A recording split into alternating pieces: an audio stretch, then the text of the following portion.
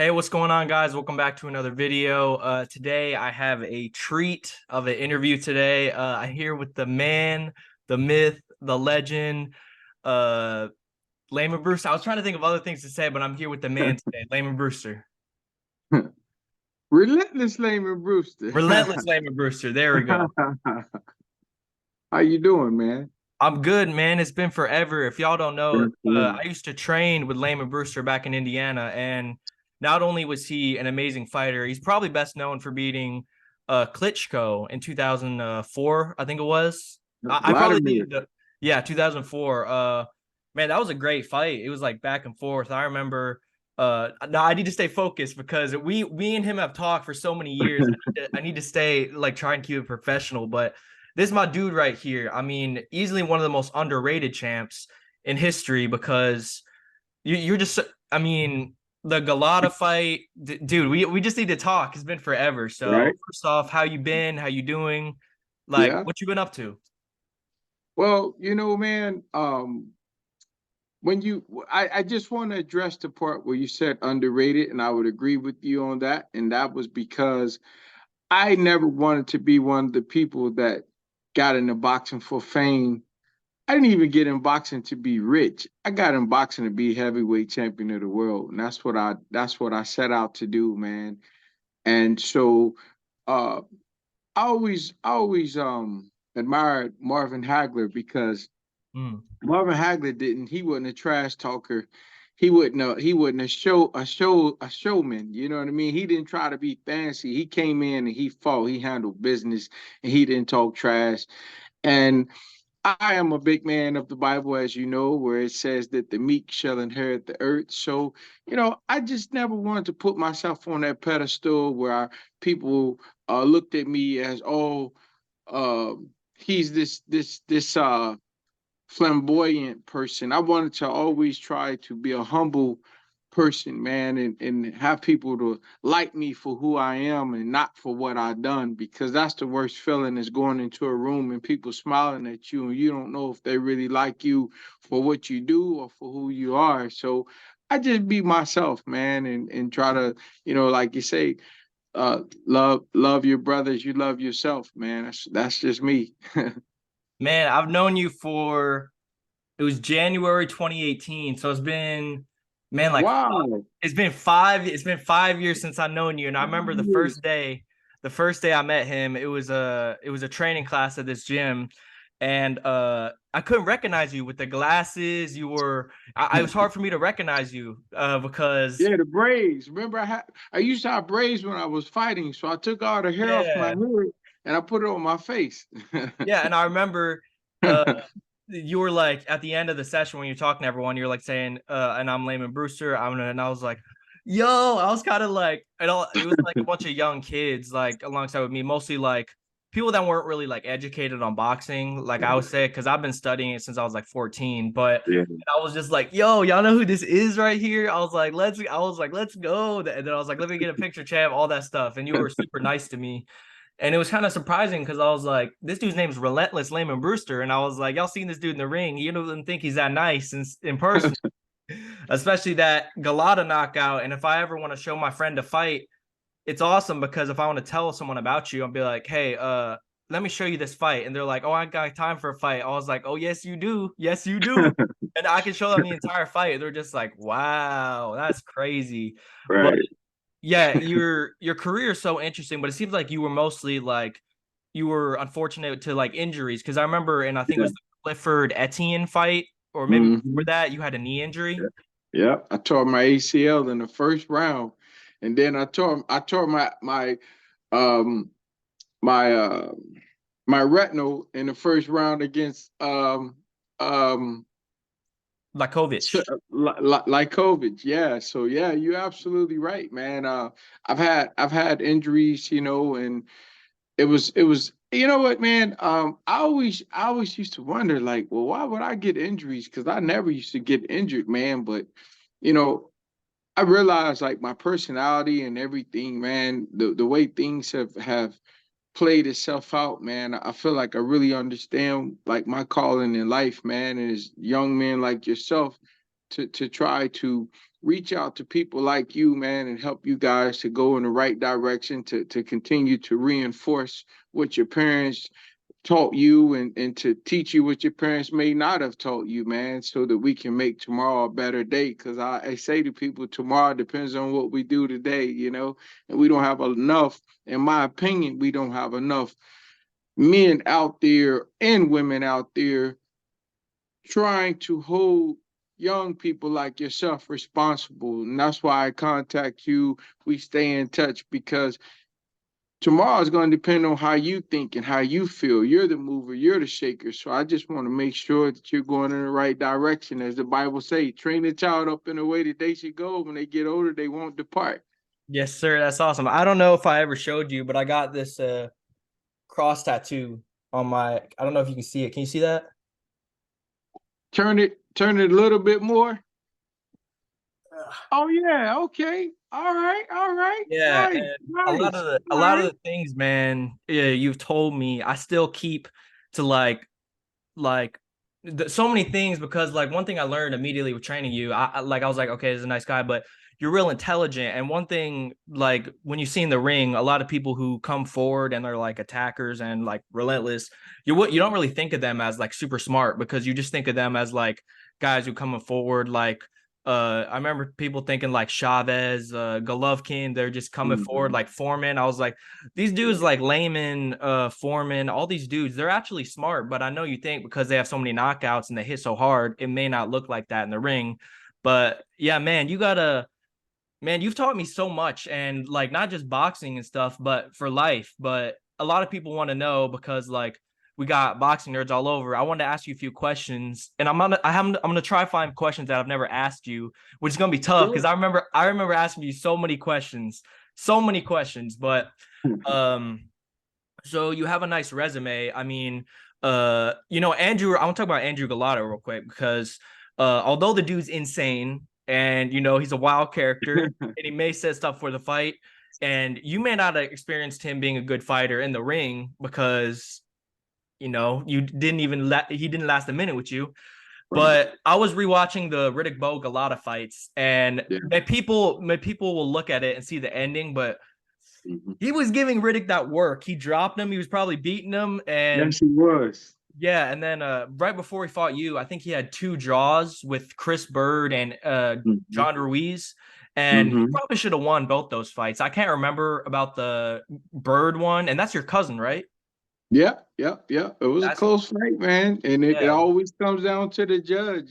Some of the judges, especially in those days, they were coming from the era of you gotta decisively beat the champ to get the decision. Whereas today, I think that they think and feel a little bit different, but I can't verify it. Yeah. Well, no, Andrew was a great fighter, and you just went out there and Yeah, finished him.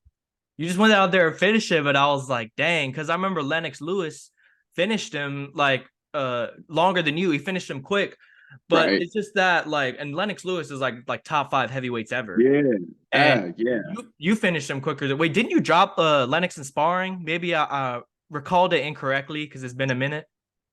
Well, I seem not to remember that. No, because no, my bad. I'll cut that out because we don't talk about sparring. We don't talk about sparring. That's my bad. Um, yeah, me and you had some. Yeah, this dude, I sparred Lamon. He dropped me with a body shot brutally one time, because I feel like he was, because we like I said, I shared so much time with this dude. Yeah. Do you have any crazy stories of me and you in the gym? Like anything crazy that comes to mind that like I can't believe he did that in the ring, or I can't believe this dude knows this much, or how does this like any stories between me and you that you remember off the top of your head? Yeah, yeah. Well, I have a few things that come to mind. Number one is that like I always used to tell you, man, you can really punch. And number two, the thing that I actually never told you was your jab.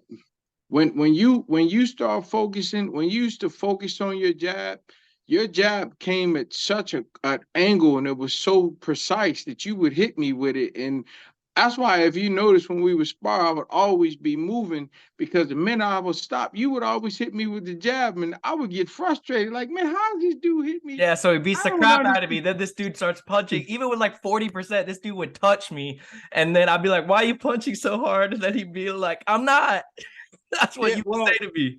I tell you, man. So I would teach a woman's class, and sometimes my mom would actually be in the class. Mhm. And my wife always used to say that I was heavy-handed. But if you know, I got little hands. I think your hands are bigger than mine, man. And so my mom is in the class, and she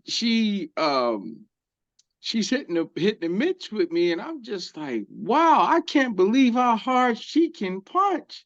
Like my mother could punch, and I'm like, well, maybe this is where I got my power It's in the from, but blood. Yeah, it's in the it's in the blood. blood. Because my grandfather has a really big back, and he was a very strong man. 95 years old today. God bless him. But I believe I got my power and strength from him. But like I say, my hands, I don't have big hands. And matter of fact, fighters used to tease me about my hands, but I got to the point where I got defensive. I was like, well, bullets kill because they small. You know what I mean? Yeah.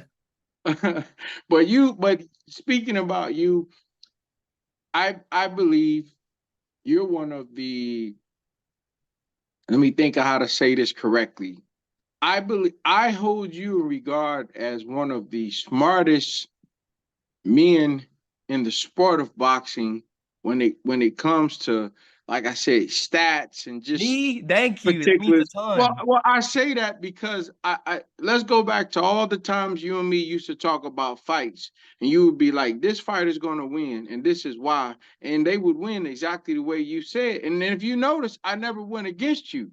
I think in the beginning there was Ruiz one time Joshua, you went against Ruiz I Joshua, you went against me. I did that. I Yeah. did because man, that caught me off guard. I'm still dismayed about that. But it's the point I'm making is I really believe like you're the type of person that is going to continue to help this sport of boxing to grow because we need more people like you, people that see it from the standpoint of what I consider a microscope. Like you see what other people don't see. You take into account the person's footwork, the person's hand position, the person's shoulder angles, the person's chin. Like you pay attention to a lot of detail, man. And like I believe that you could be like what Max Kellerman wish he could be at his best because you're so well rounded. You know what I mean? That's my opinion of you. Thank you. That means a ton, especially coming from a smart dude like you and a champion. You were champion for, like I said, I want to get this out. Was it, I think it was 2004, 2007, 2004, 2006, maybe. 2000, 2006, 2004 to 2006, I was an Olympic team captain from 1994 to 1996. I was actually chose to go to the Olympics as a heavyweight.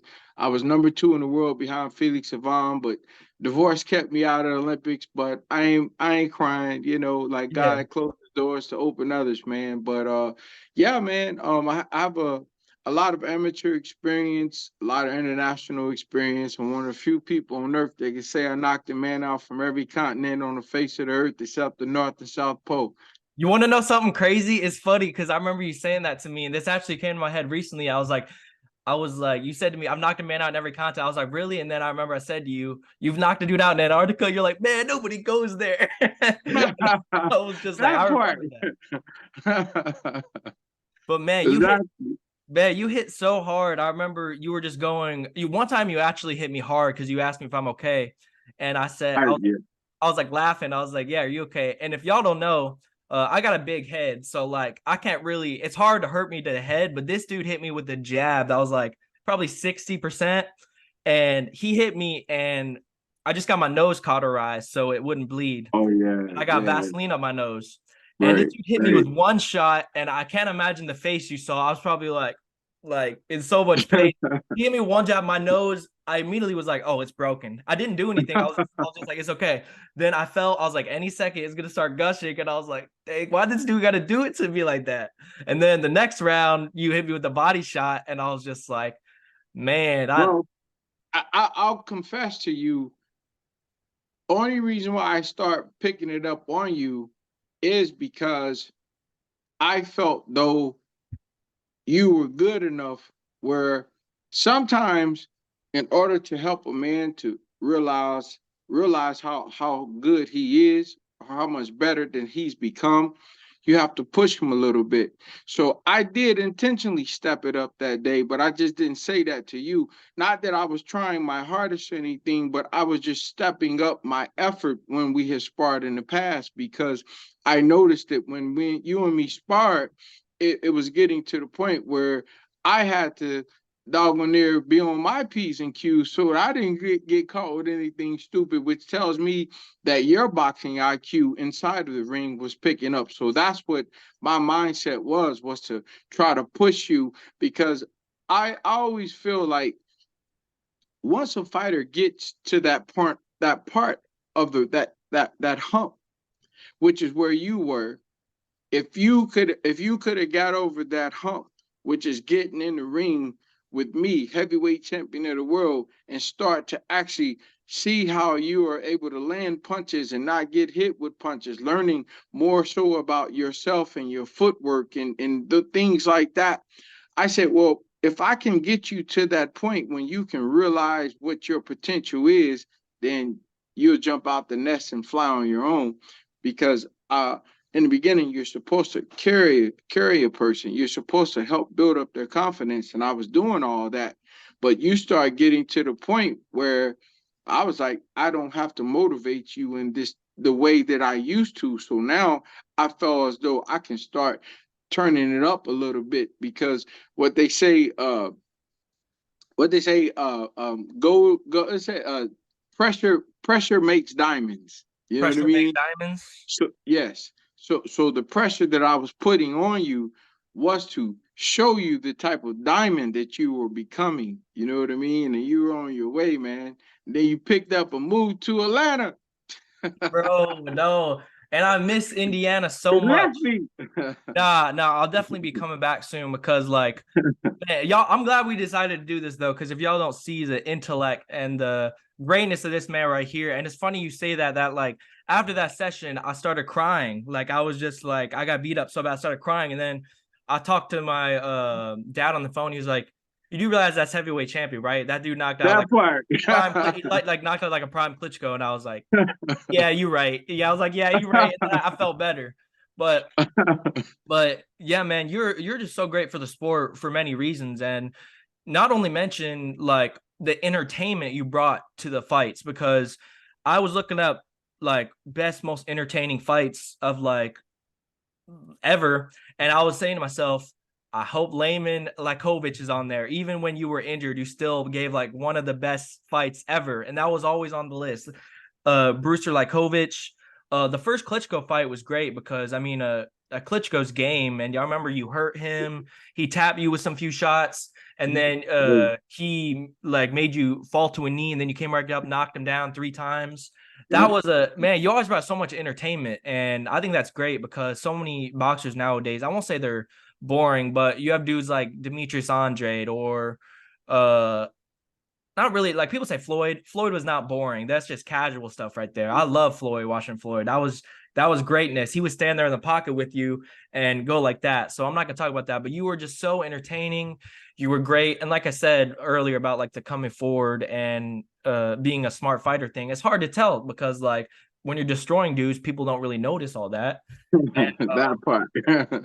yeah, and I remember asking you before and you didn't have an answer. I said, who's the hardest puncher you've ever fought? And you couldn't give me an answer. I told you. You don't know? I told you who was the hardest puncher, that the hardest I ever been hit. You don't remember? Oh yeah, you do. You do. No, do you remember who I said? You said Hellenius because he had like marble in his glove or Nope, something like that. Who? nope. I said my mama. Oh, okay. Yeah, I remember now. I remember now. Um, Nobody is harder than my mama. so because even if you look at because I'm gonna praise the guy who you beat. I'm gonna praise Klitschko because the Klitschko that you beat, like Mm. excluding the Corey Sanders fight, and you just had an issue because of southpaw.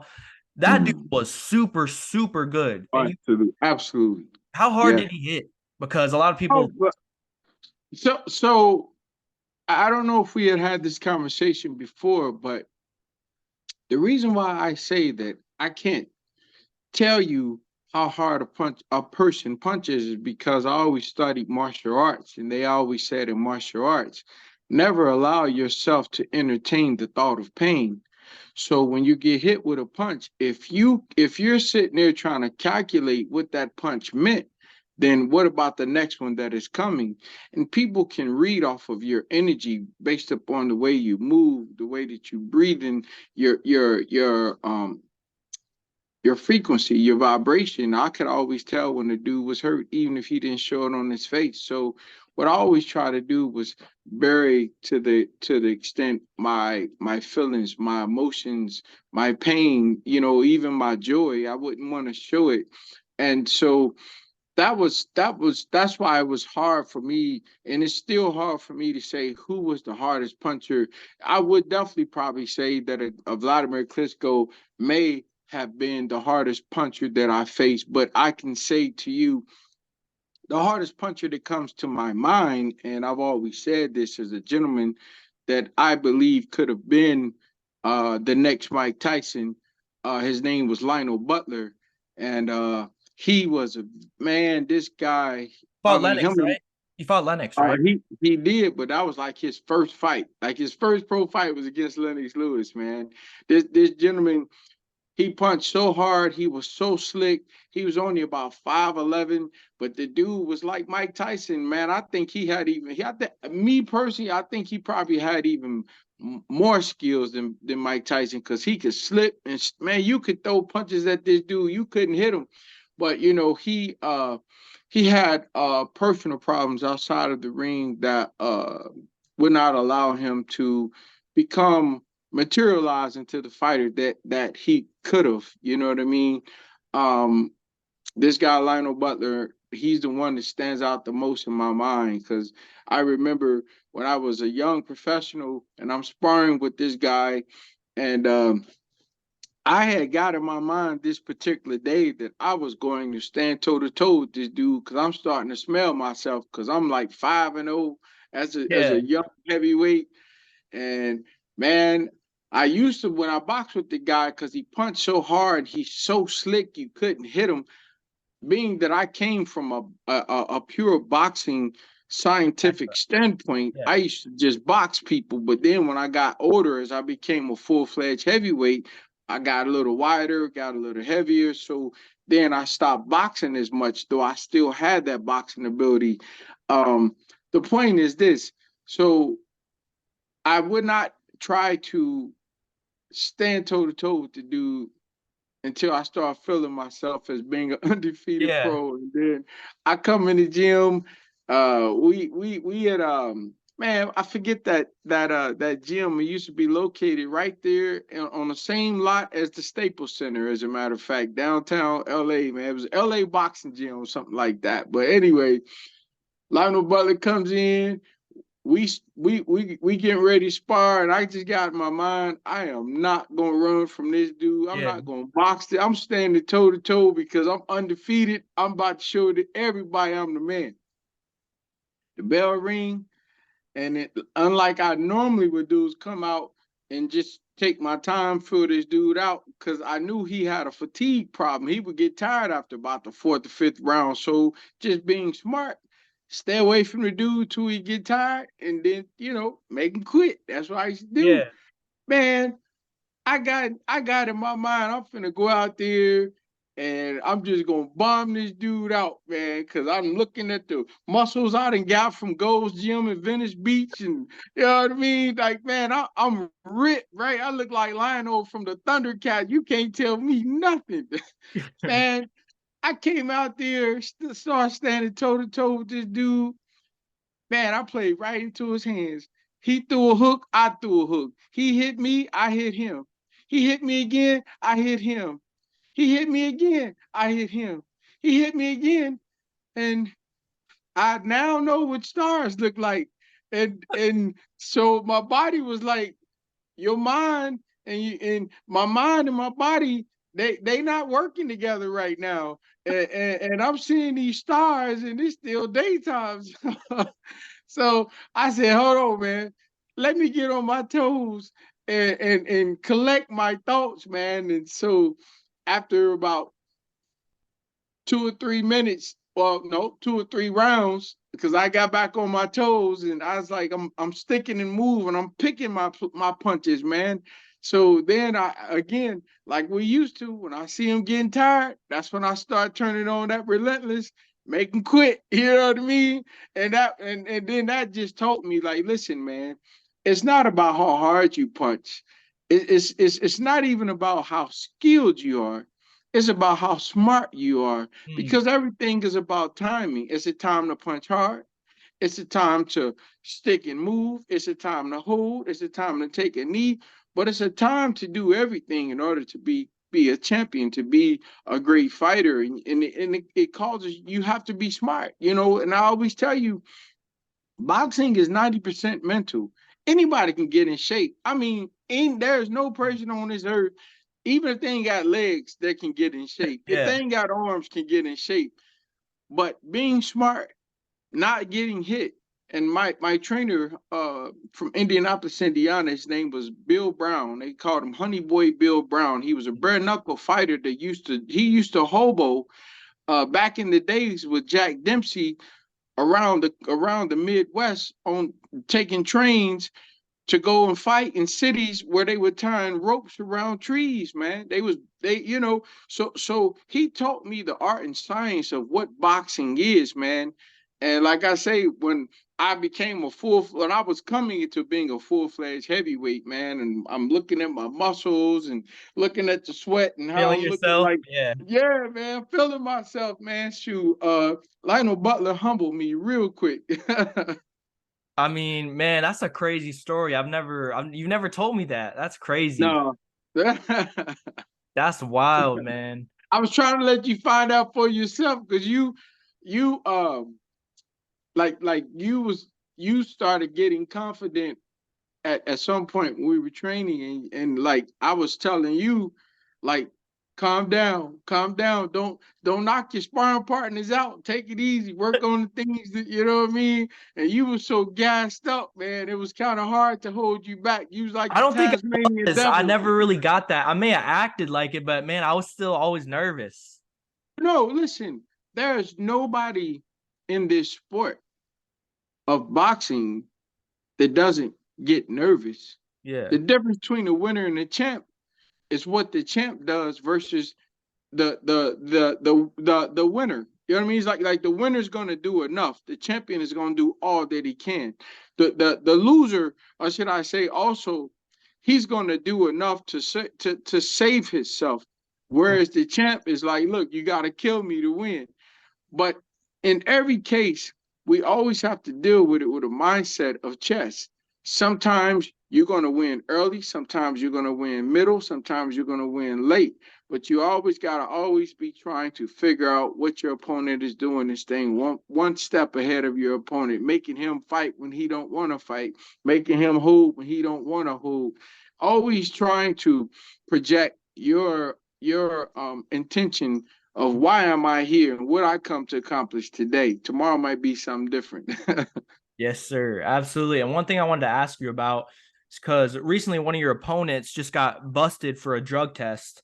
Robert Hellenius. He was the your last fight of your career, Yep. and something seemed off in that fight. And I saw you talk about it a little bit in ES with Ellie Setback. I saw you Yep. talk about that fight a little bit in there. Can you tell me a little bit about that fight and like the details behind it? Because it seemed like watching it like something's off. Like Lamon it may be a later half of your career, but it seems like someone's off a little bit, and he just failed the drug test. So what happened with your experience? Well, you know what, man, to be totally honest with you, man, I, I I'll say something to you. I'll tell you something that I've never publicly said to anybody, because people already draw opinion when you defending a loss, Mm, and like they say, you lose, and I can accept that. I've been beat, and I can accept that. But everything leading up to that fight, it I have every reason to defend my stance, and then I'm gonna tell you what I'm gonna say, and I'm gonna tell you, I'm also tell you why I never told anybody. Mm-hmm. Um, not number one, wow. So when I took this fight, I trained hard for it, like I do every fight. But it wasn't until I was in the locker room when I got there that they told me I didn't even have a locker room. Like, I'm the former heavyweight champion of the world. You just put me in a gym by like this gym where there's like a weight pile in there, And okay, that's cool. I ain't tripping off of that. Mm-hmm. But I noticed when I was going to my room, his door was shut.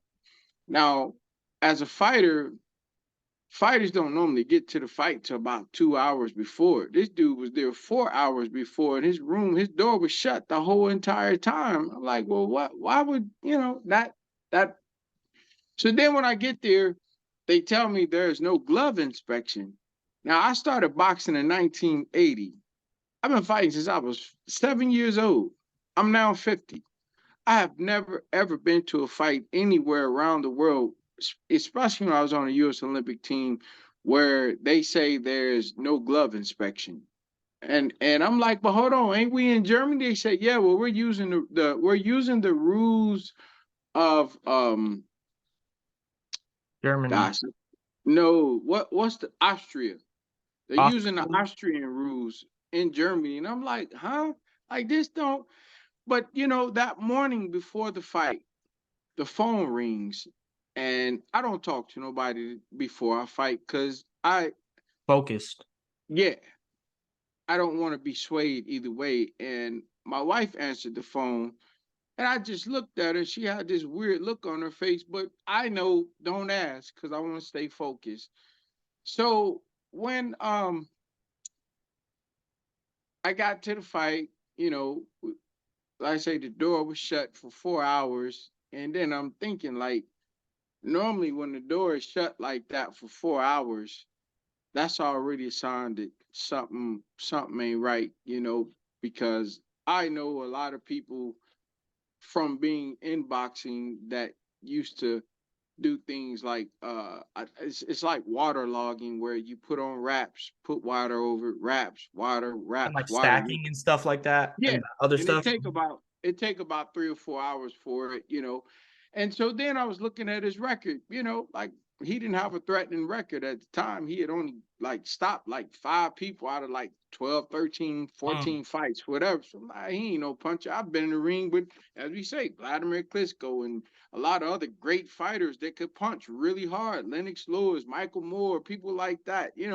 And so I wasn't threatening, and I could take a punch. And so You had a really good chin. Sorry to interrupt. You had a really good chin. no, well, the key, the key to being able to take a much better punch, and I don't think Yeah, a lot of comment. fighters know, you got to get your wisdom teeth pulled out. Oh, I haven't seriously. yet. Really, I haven't got my wisdom teeth pulling out Well, yet. well, see, the thing of it is that the more nerves that you have running to your brain, the easier it is to get knocked out, to be affected by Yeah. a punch. That's why my father used to tell me. He used to say, "You can't knock an old man out." And I was like, "What are you talking about?" He said, "You can't knock an old man out with no teeth." And then he explained it to me, and I was like, "Wow, that makes a lot of sense. All those nerve endings that run to your brain from your mouth." So that's why they say some people have weak chins, even though they could have a big neck, it don't matter. It depends on how sensitive their nerves are that run to their brain. That's why you hit them on the chin and it's over with. Mm. So, but here's the part that I wanted to say to you. I've never said this publicly, and it's something that I've always kept in because it sounds crazy. Like Mm. I'm going to admit to you, if somebody said it to me, I would be like, they're making an excuse, or you know they're crazy, something to that extent. And so with that being said, man, number one, like I said, the it said when the phone rang, they said to my wife, tell Lamon. And they didn't tell. She didn't say it to me till after the fight. She said the phone call was someone anonymously called and said, tell Lamon to be careful. They're gonna try something sneaky. Well, who knows what sneaky is? You Hmm. know, I know I'm in Germany, and I know I'm 2 hours south of Checkpoint Charlie in from Berlin. Hmm. And I noticed, like, when I told them that I was ready to go get my hands wrapped, and they can send somebody to inspect my gloves, they stood over me the whole time while I was getting my hands wrapped. But while he was getting his hand wrapped, they told me there was no glove inspection. I'm like, well, hold on. Like number one, make that make sense to me. Like, y'all gonna watch me get my hands wrapped, but when y'all won't let my people go and watch him. And then number two, which is number one, how come you didn't tell me before the fight, before I got on a plane, that there was not going to be a glove inspection? Number three, why did my wife come to me after the fight and tell me what this phone call was? Number four, why do I have cuts on my eyelids? Now, as a fighter, when we get cuts, we cut on the brow of the eye, not on the eyelids. And so whatever it was, it cut my cornea and it cut my iris. And my doctor said, Dr. Robert Carnes, that he used to be the fight doctor for the Forum when they used to have the Tuesday night fights for years in Los Angeles. He said, in my 40 years of boxing, I've never seen anything like this. He said, these fight, and that's the conversation. He said, these cuts are inconclusive with boxing. I was like, well, break that down to some words that I can understand. He said, the type of cuts that you have on your face are not the type of cuts that you ever see in the sport of boxing. I've been a boxing coach for a boxing doctor for over 40 years, and I have not seen these type of cuts. And so when I got out the ring, I'm looking in the mirror and I got slits across my eyelids. Like if somebody had like what do you call those razors, man? Like an Box cutter. exacto razor. Yeah. I'm like, why is my eyelids cut up? Like, I ain't never in my life seen nobody in a fight with cuts across their eyelids. And so I just, man, when I got back home after I had, and I think if you watch the tape, they're looking at me. The doctors see me. They're gonna say that I came back to America and did it to myself. You know what I mean? Like, they said that Yeah. I put them cuts on my face because I'm like, well, I have doctor bills because of these cuts. I have doctor bills because of my iris and my cornea has been slashed, and I have to pay for this out of my pocket. They wouldn't pay for it. I had to pay for it all out of my pocket, man. I paid a lot of money trying to get my vision back. But the thing that I was going to say to you, because this is probably the only time I'll ever talk about it publicly, I'm gonna do that for you because I love you, man.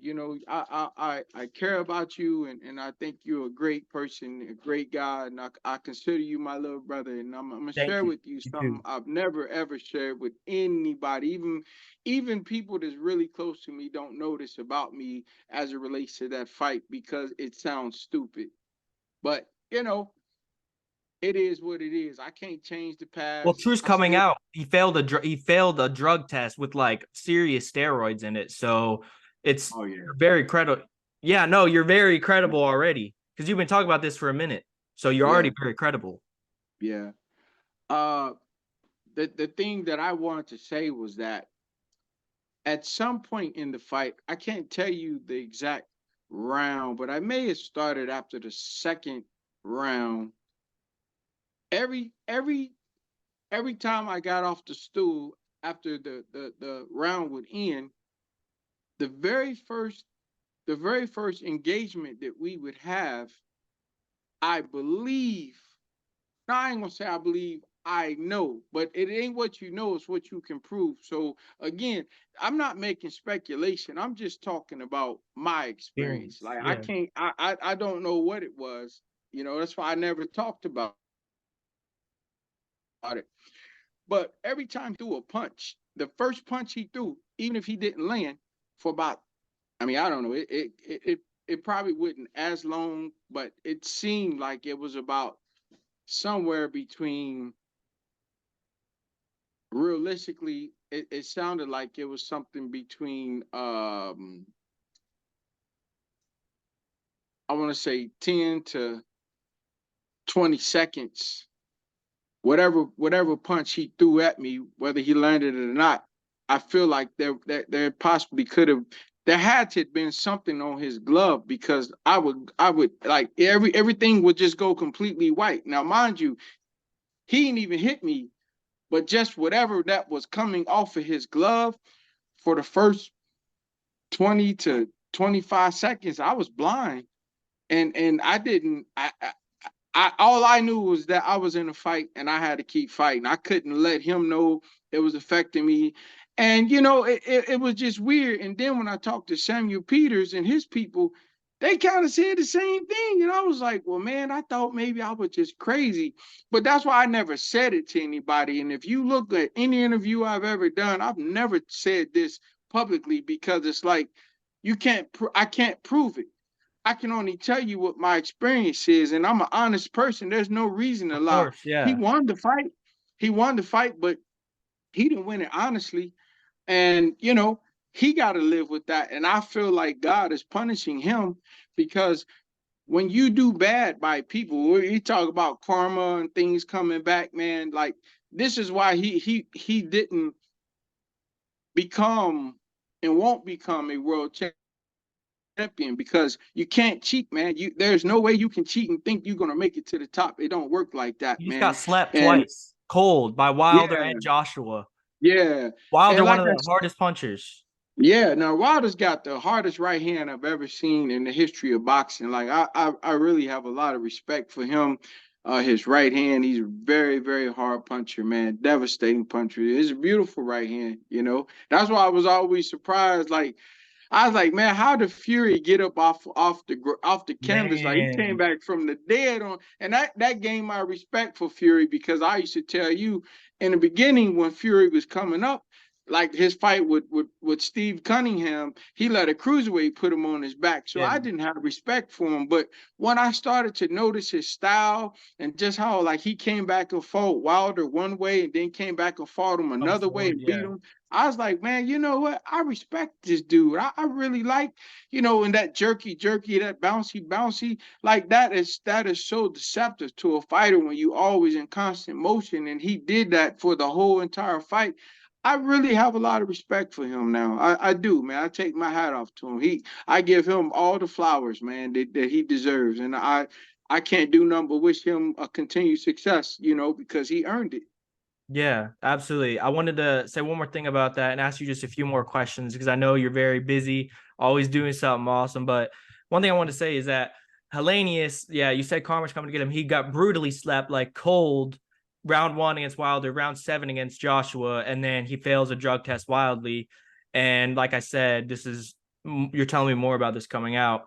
And it'd be very strange for you to talk about this considering you fought Vladimir Klitschko and because Vladimir Klitschko, he's known as one of the hardest punchers like ever and one of the best heavyweights ever. Exactly. You say he doesn't hit nearly like that night No, he doesn't well, hit nearly hard. and that's my point, and that's my whole point that I was making earlier. Thank you for reminding me of that.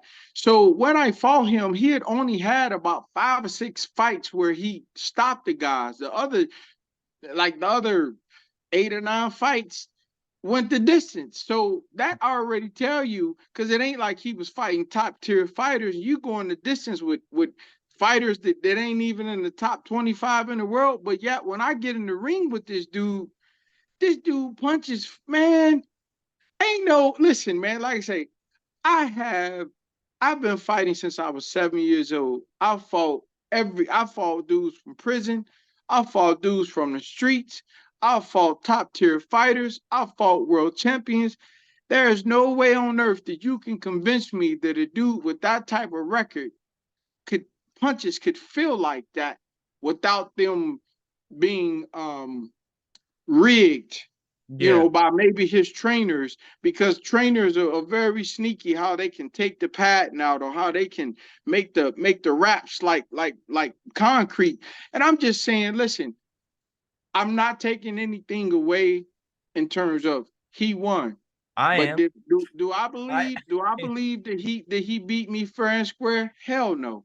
Hell no. There's too many things that happened, too many things. Like I say, my wife getting that phone call, me yeah, going that's into the huge. locker room after the fight, seeing all these slits on my eyelids and not slits on a brow of my eye, which is what fighters cut. Like you can't tell me that. And even Samuel Peters, like some of the things they were talking about, like um well, you know what? I'll let Sammy Peters talk about Yeah. that, but I'll just put it like this, man. There's no way that was a fair fight. I can't prove it. That's between him and God.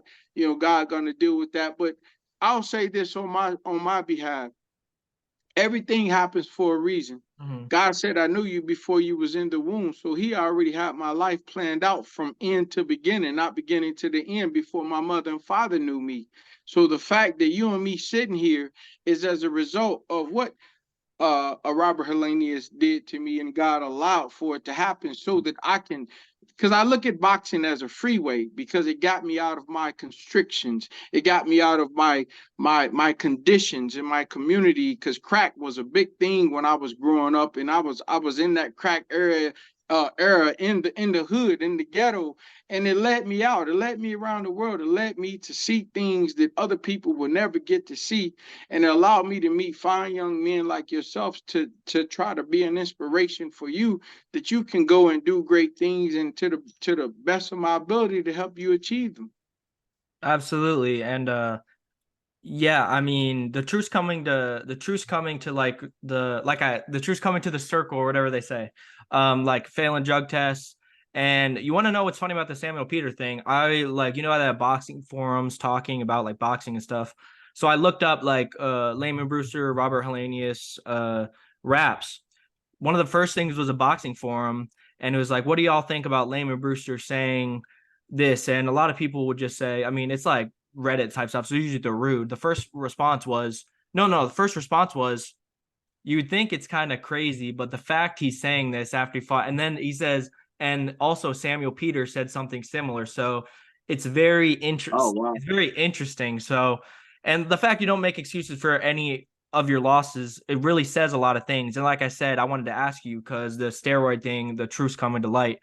But anyways, that's in the past. Whatever's gonna happen to him, I think it's gonna be some more bad things coming up in the future. But let's talk about you real quick before we end off here, because you're a good dude. And what are you up to right now? So what you've been working on, like some fighters in the gym, like some prospects?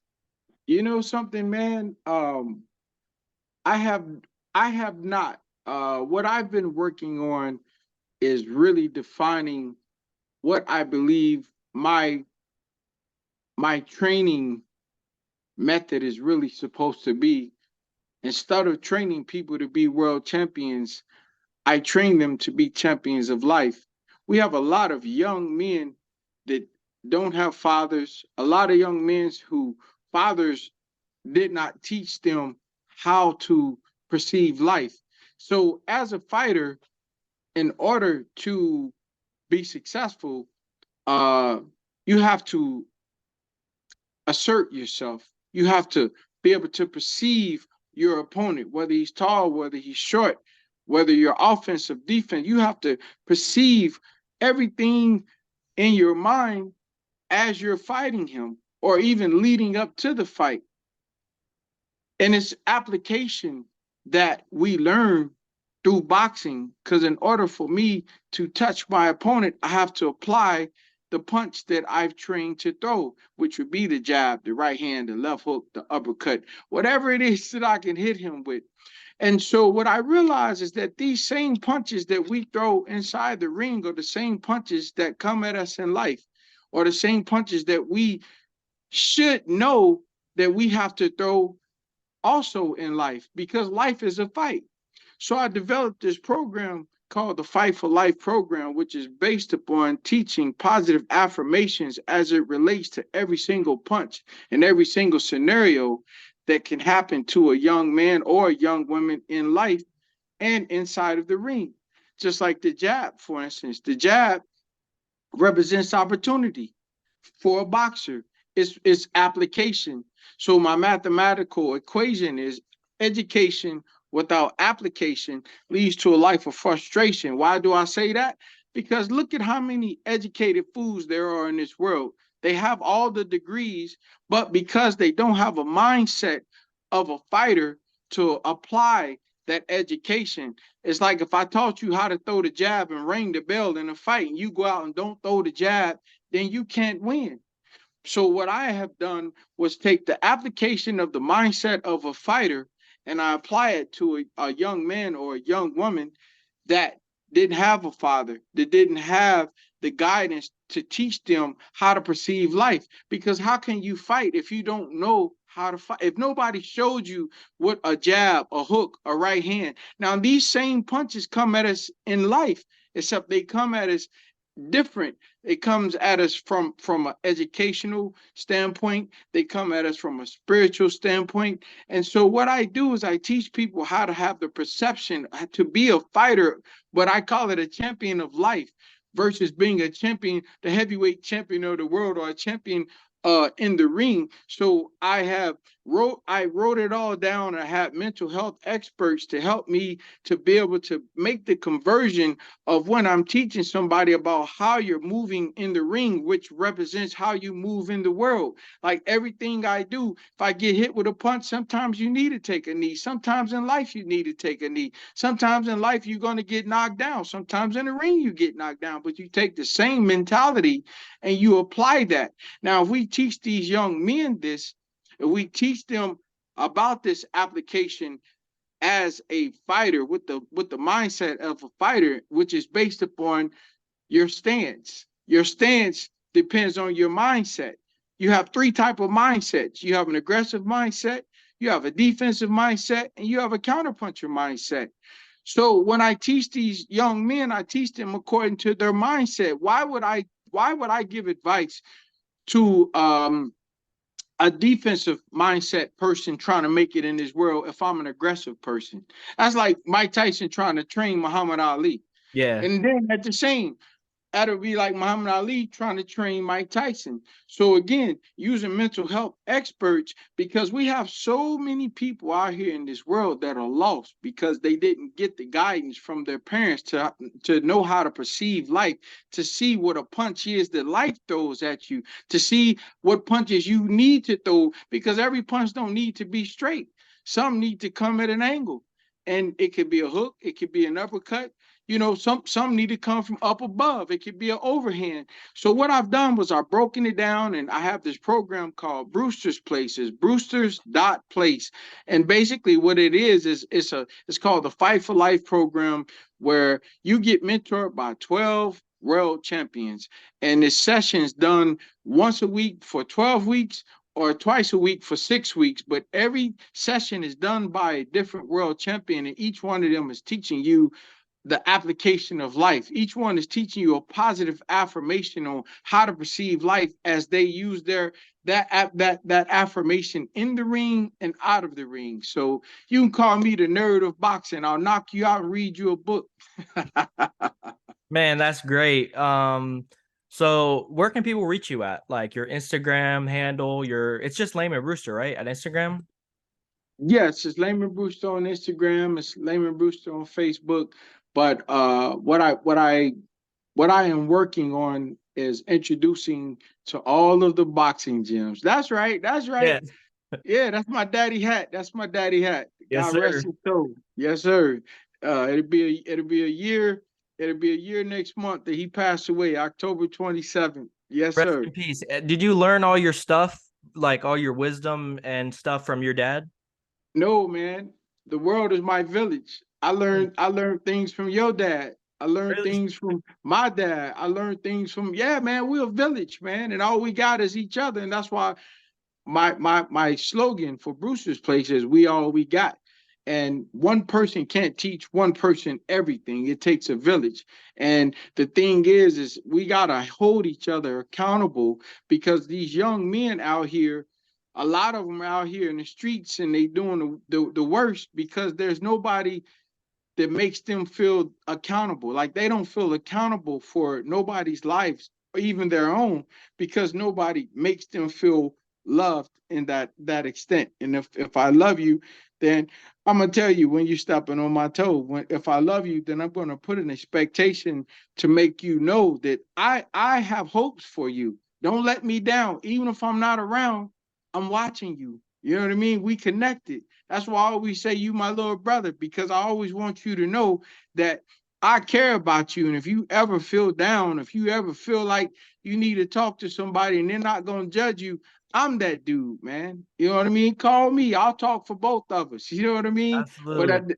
at the end of the day, we all we got. So we are a village, and it takes a village to raise a child, because if we don't do that, then we got the world as we presently live in today as our example of how things will look when accountability is no longer in rotation. You know what I mean? It's Yeah. like these adults are afraid of these young kids, man, because they out there 12, 13 years old with guns, selling dope. Like, that was unheard of when I was young. All these different designer drugs is because nobody put an expectation on these kids to do anything, man. And so what I've done is I've created this system through my coffee line. I have a coffee line called the Champions Brew, the Choice of Champions. It's called it's the coffee with the punch. And what I'm asking is that Ooh, coffee everybody with the that's punch. the coffee with the punch. I'm asking everybody that supports this coffee to do me a favor, to give themselves a black eye with makeup, hold up a cup of coffee, and then put the website across it and put it online, just showing that you support of the Champions Brew. Because what I'm doing is I'm taking proceeds from the Champions Brew, and I'm doing two things. One, I am paying I'm paying retired champion fighters to mentor online through Zoom to young men about how to perceive life through a fight, through fighting. That's one. Two, what I'm doing is I'm covering up the black eye that America has, which a lot of people don't know. When young men and young women, which happens every single day in America, when they age out of foster care, they have nowhere to go. So imagine you was 18 years old, like you. Imagine you at 18 years old, they telling you you got to get out. You don't have no family. You don't have no money. You don't have no friends. Where you gonna go? What you gonna do? So when you wonder why sex trafficking is so high, when you wonder why crime in prisons is so filled, what do you think these people gonna do? They ain't got no job. They ain't got no education. They ain't got no family. They ain't got nowhere to go. But when you buy a cup of coffee, what I promise to do and what I will show that I'm going to be doing as I'm starting this program, I'm going to be buying houses in the communities that support this coffee, to give these young men and young women living separately a place to live, so that they don't get off into the sex trafficking. Because the first thing that the wicked people do when they see a young pretty girl, she ain't got nowhere to live, they try to get her into prostitution. They try to get her off on drugs, Mhm. because they can control it easier that way. So if we want to make a stand, we need to quit depending on our government and start depending on us. And we need to come together and hold hands, because at the end of the day, we all we got. That's great. I'm gonna buy the coffee. I'll take a picture. I'll get my friends too. But I'll be real. I don't like coffee. No, man. And I'll at do the it. end I'll do it but more than that. but here's the thing. Here's the thing. Everybody knows somebody that drinks coffee. Of So course. you Of can course. buy it for somebody that you love.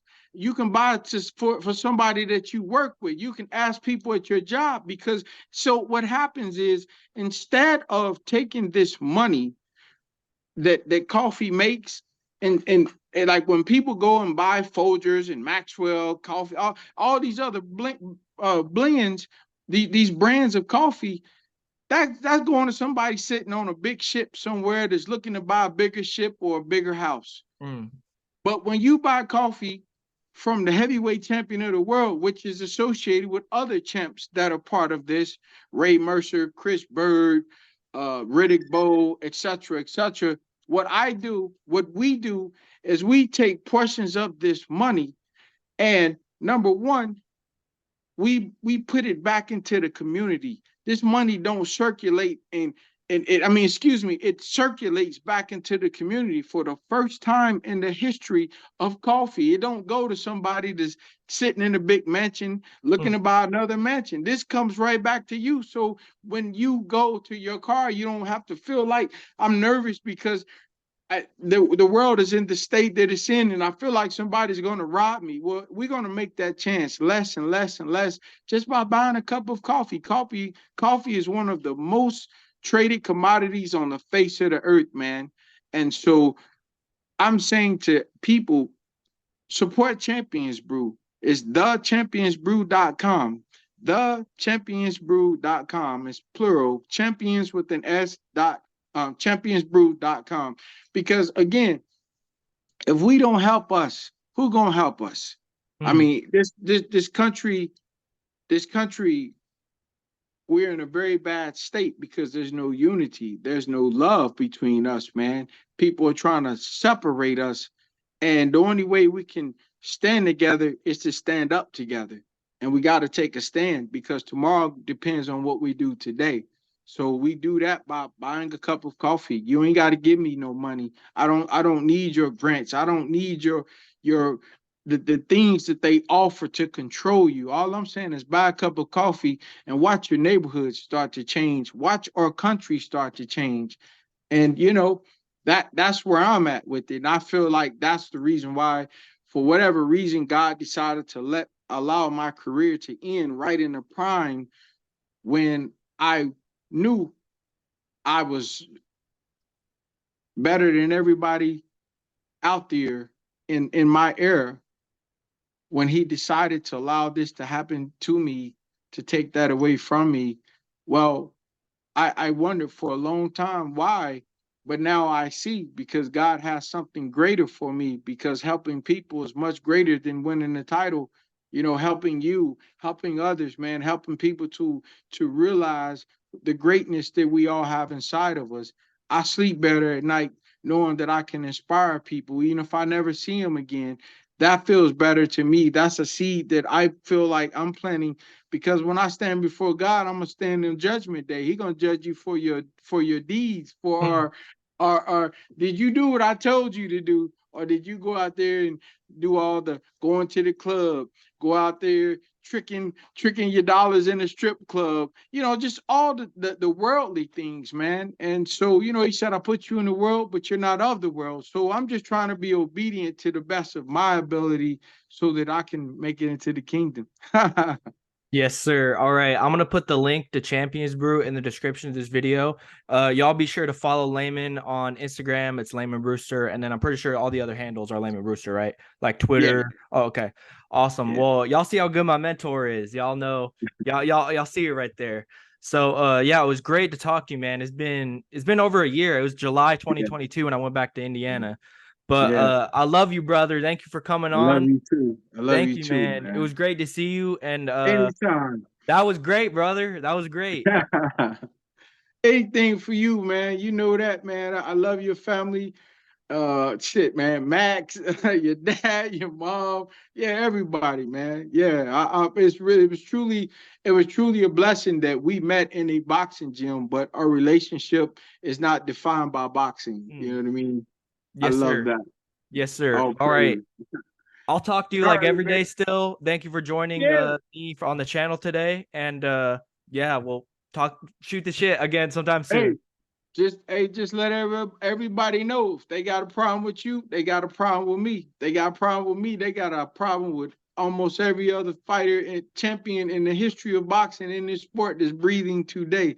They don't want that problem. They don't want the I'm not smoke. I'm not that type of dude. I'm not from the suburbs. I'm from the hood.